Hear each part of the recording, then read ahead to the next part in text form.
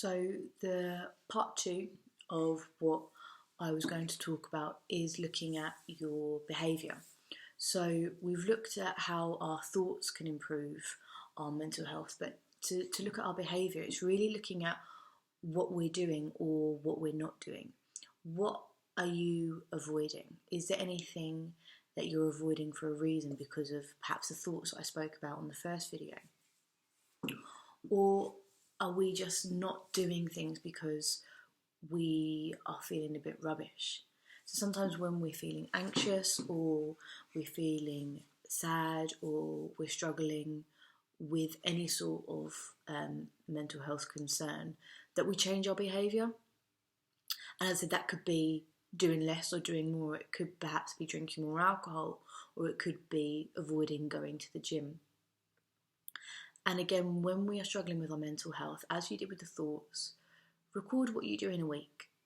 See what you're doing, and then you'll be able to realise what you're not doing from what you normally do.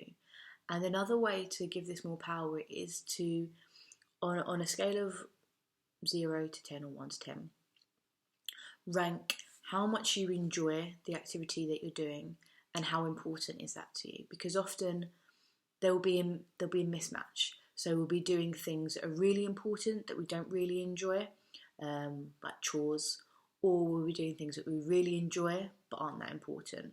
For example, perhaps watching a TV series. So you want a balance of things that are important but things that you enjoy as well.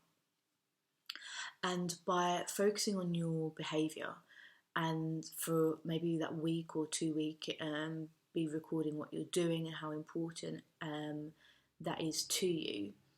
From then, you will be able to make some changes about what you're doing. So what I would recommend for this is to make a list of things that you either are avoiding or things that you stop doing or things that you just want to do.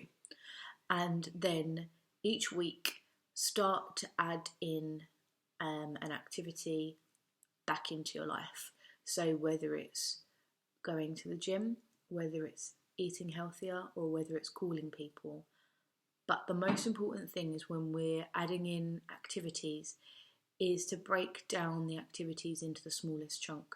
So don't just think, okay, on Monday I'm going to go back to the gym and I'm going to be lifting as much or running just as much as what we were before. If you've lost your gym membership, you don't have trainers, or that your fitness has reduced. So break it down. So for example, researching a gym, getting gym stuff to wear, setting a time that you'll be able to go to a gym. And that's what you want to do with all the activities. You want to break them down into the smallest chunks possible, because when they're the smallest chunks, you're more likely to do them. And as you will build them back into your routine.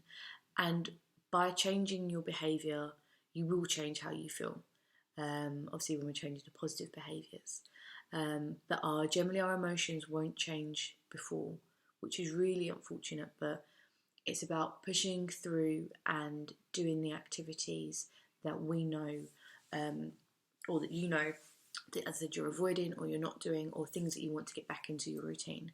So by doing that, that will improve your mental health, because it will help you to kind of get back to where you were, or just to improve yourself to a more balanced level, and then you'll be able to increase that to be able to get back to really where you want to be.